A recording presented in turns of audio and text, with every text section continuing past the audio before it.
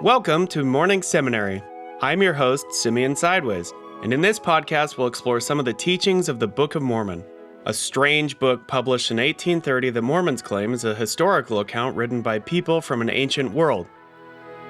For now, let's ignore the Book of Mormon's mentions of horses, elephants, chariots, silk, steel, wheat, and all the other stuff that didn't exist in pre-Columbus America, or even how author Joseph Smith tried to sell the copyright to a fiction publisher. We are here to read some stories together. Show me a sign. We say it when we're lost, feeling down, or buying billboards. When people ask for signs in religious contexts, though, it's because they're out of luck and feeling like all hope is lost. They want a sign that life is more than a cruel game played by a capricious God, unconcerned with our well-being. Show me a sign is a cry for help to justify living in this cold, hellish world. For most people, though, asking for a sign is nothing more than an old, played-out cliche. But for Mormons, it's sedition against God, and it's a huge no-no. Why? Because real believers treasure faith. You shouldn't want a sign. Once you know for sure that something exists, there's no need to have faith in it or believe anymore. Without faith, Jonah, even seeing is not enough. Faith is a way to find hope in the unknown, whether or not it's true. Faith in something completely made up can still be helpful in some situations. Oh, what's in the box? And while faith may blind you to some unpleasant truths deep down in your soul, it's a bright side to look upon in the face of your own mortality. But while the faithful may be content not asking for sign, the rest of us want to know. Can't we just get a little proof of God's existence? For one Book of Mormon villain, the answer was a resounding no. I do not deny the existence of a God, but I do not believe that there is a God, and except you show me a sign, I will not believe. In this episode, we're talking about Korihor, a guy who violated Mormon policy by openly expressing doubt about others' faith. It didn't end well for him. The story of Korihor takes place about 500 years after the times of Nephi. Listen to the last episode if you don't know what I'm talking about, which places the event just before the birth of Jesus. The Nephites had a nice, sizable city called Zarahemla that, according to bookofmormonevidence.org, was home to around 100,000 people at some point, which is crazy because no one's ever found it. Times were good. In fact, the people of Zarahemla were so prosperous that few took notice when a guy started roaming around town contesting their belief in Jesus. Prophecies are mere traditions, there shall be no Christ. Tomorrow is not guaranteed and difference is not crime. 9! Alma, local leader at the time, wasn't a fan, but he makes a point to establish the importance of protecting Korihor's right to free speech. There was no law against a man's belief. Therefore, a man was punished only for the crimes which he had done. Big mistake, it turns out. After hearing about all these exciting new life possibilities, people in Zarahemla started trying new things. Zeke is baking. Creme brulee. They didn't want religion anymore. And then what happened? Utter chaos. Korihor caused them to lift up their heads in their wickedness, leading away many women and also men to commit whoredoms, telling them that when a man was dead, that was the end thereof. I love that mention of also men. Korihor was so effective that even men were committing whoredoms. It's also surprising how, in an era where heads were lost over a game of basketball if it pleased the gods, Korihor was spared capital punishment despite talking the prevailing religion. Lucky guy, at least for now. Having spiced up the culture in Zarahemla, Korihor heads over to the city of Gideon, but there they aren't quite so diplomatic. Here he did not have much success, for he was taken and bound and carried before the high priest and also the chief judge over the land. Apparently in Gideon there is a law against your beliefs, something an earlier verse calls a wiser approach. Did theocracy become good again? Should people be arrested for criticizing prevailing religions, or shouldn't they? Pick one. Anyway, the cops in the righteous city of Gideon arrest Korihor and take him to be interrogated by a guy named Giddonah. Why do you go about perverting the ways of the Lord? Why do you teach this people that there shall be no Christ, to interrupt their rejoicings? Amazing. After arresting Korihor for his views about Christianity, Giddonah gives him the old let people like things argument, as if people don't enjoy all kinds of disgusting vices like assault, theft, black licorice, and Marvel movies. But what does Korihor have to say?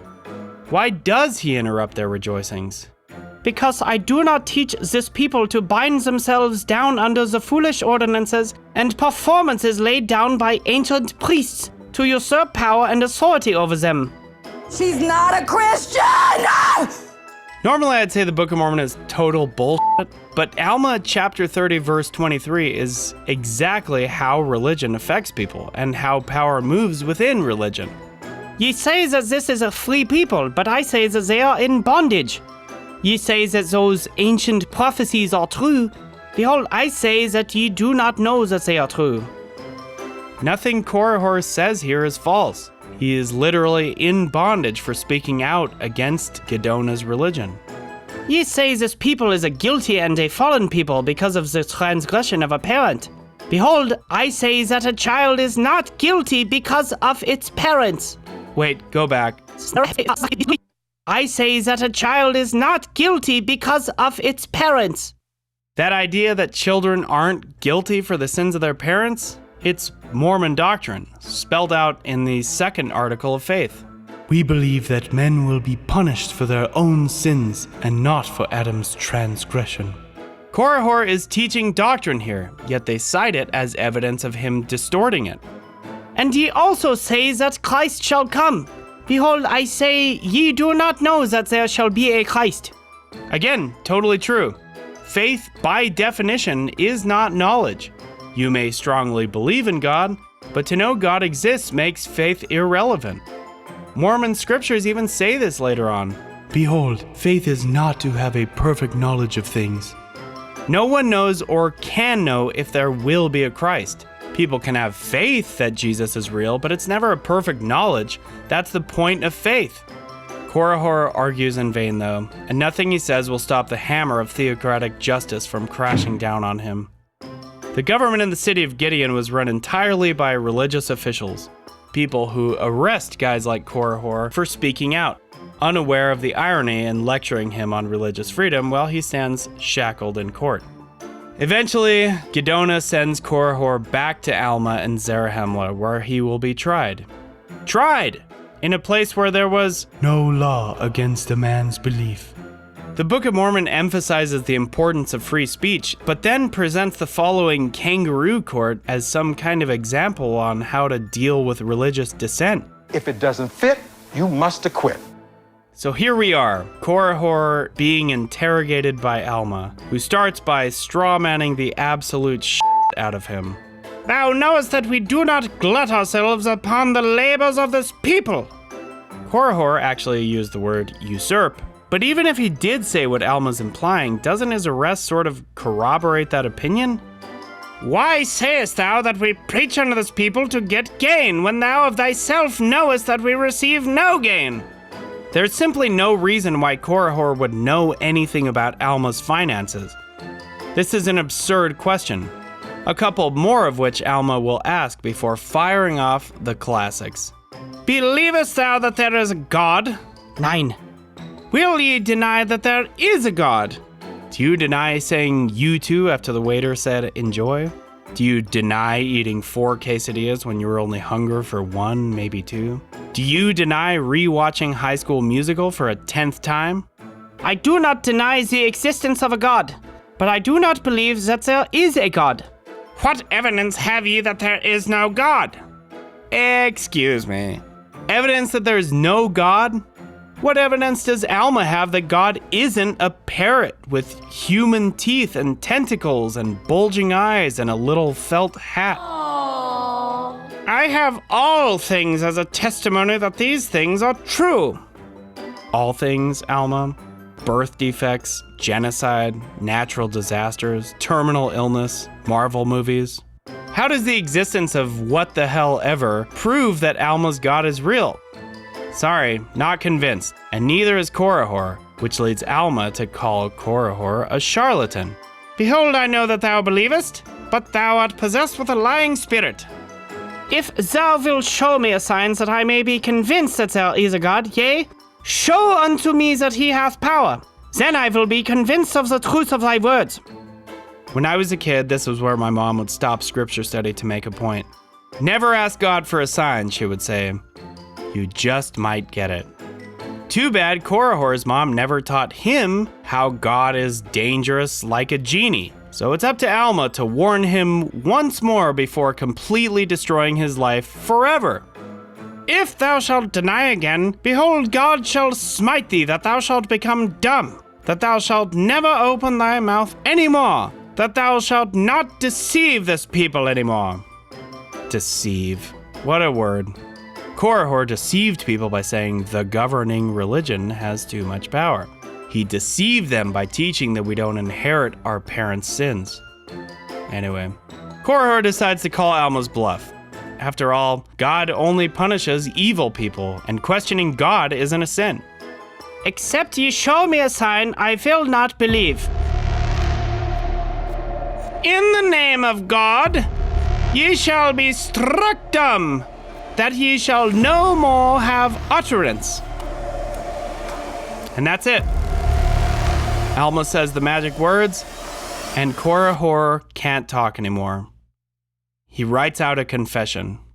I know that I am dumb, for I cannot speak, and I know that nothing save it were the power of God could bring this upon me. And I always knew that there was a God. Oh, he was lying. He knew God was real the whole time, but decided to lie about it. And now he'll never speak again. That's justice. Mormons have a weird relationship with defending free speech. Forbes, for example, says they're America's foremost defenders of free speech, even though in 1844 the Mormons burnt down a newspaper that accused Joseph Smith of sex crimes against children. Both acts which Mormons defend to this day on their website. They said there was no law against a man's belief, but Korihor can't talk anymore because he criticized Alma's religion and wouldn't believe in God without a sign. Harsh. Also weird. If it was God who made Korihor mute, why did he make Alma voice the curse?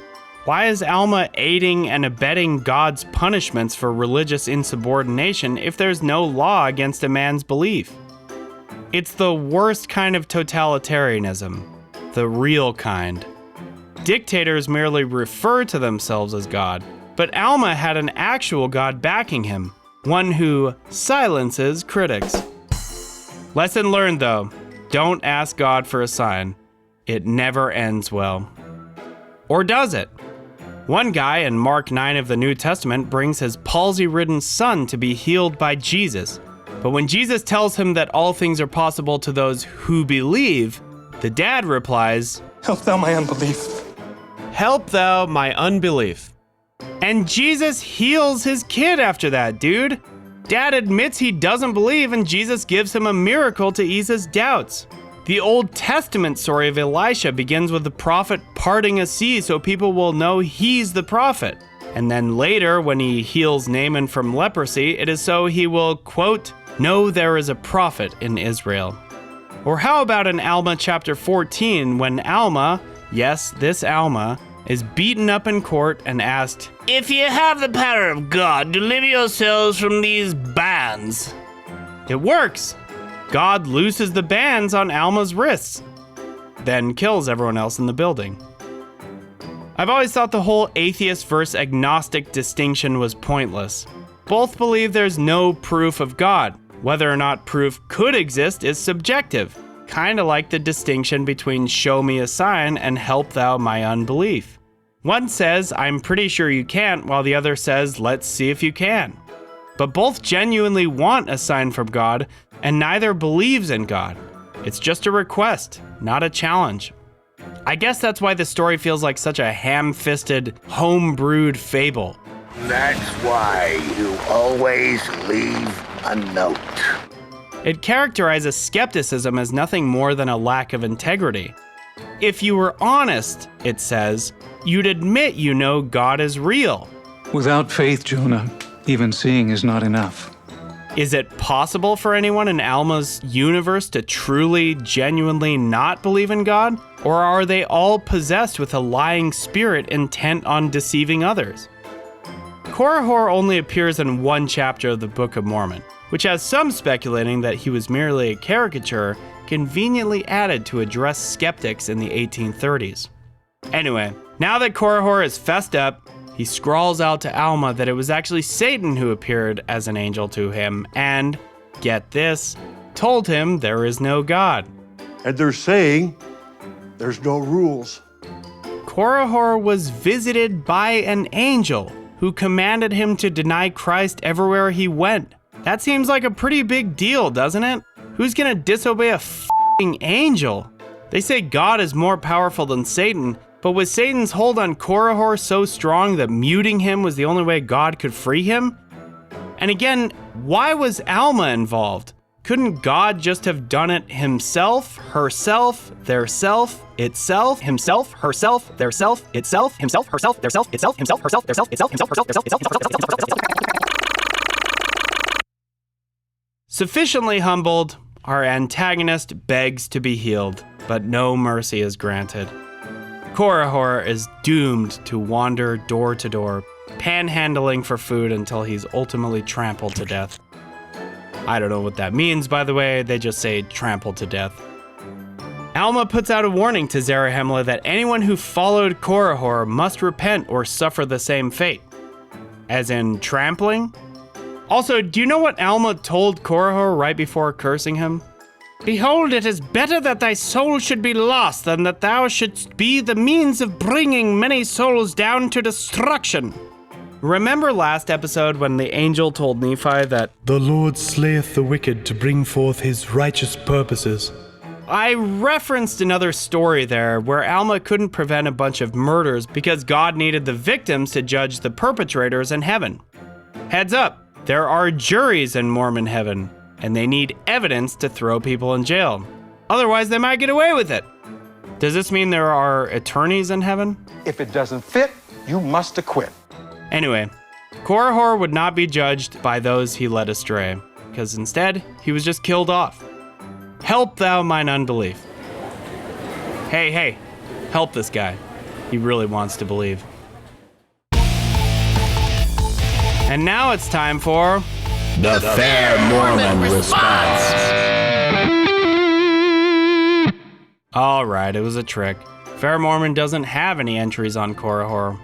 Just a talk about Korihor in Spanish, translated from BYU professor Chauncey Riddle's original talk, given somewhere between 1952 and 1969. It's an awful sermon that concludes with him basically saying, there's a Korihor in every generation, and the only way to avoid being swindled is through total commitment to your faith, possibly to an unhealthy extent. We must value everything in this world, including our own lives, as scum and waste. We really don't need to go through the rest of his talk, but we will. I had to suffer. You will too. Perhaps Korihor may, by his reasoning, confuse someone who had never had a revelation. But his quarrel's childish and pathetic to those who know and enjoy the companionship of the Holy Spirit. Or how about this one? His reasoning could not harm those whose belief was born of genuine spiritual experience, but they were powerfully effective among the weak of faith, whose belief had not yet reached an advanced point. My favorite is when he calls Satan, quote, that devil who greases the excuse of sin. Anyway, there's a lot of faith shaming in Brother Riddle's talk, hammering the idea that whatever is going wrong in your life is directly tied to your lack of faith. Unless it's a test from God. Either way, more faith is always the answer. Korihor didn't agree. He openly criticized the teachings of the prevailing religion, then stood trial for his unwillingness to stop, and was disabled in a church-influenced court. Freedom of religion used to attack religious dissent. It's like religion's biggest trope. So in closing, if you ever desperately need a sign from God, don't ask for one. Say, help my unbelief instead. That's all for this episode. It takes a lot of reading and beer to write these episodes, so if you're feeling generous, why not contribute by subscribing to my Patreon at patreon.com/morningseminary. Let's commit whoredoms together, even the women. Until next time, adieu. And remember, always pay your tithing.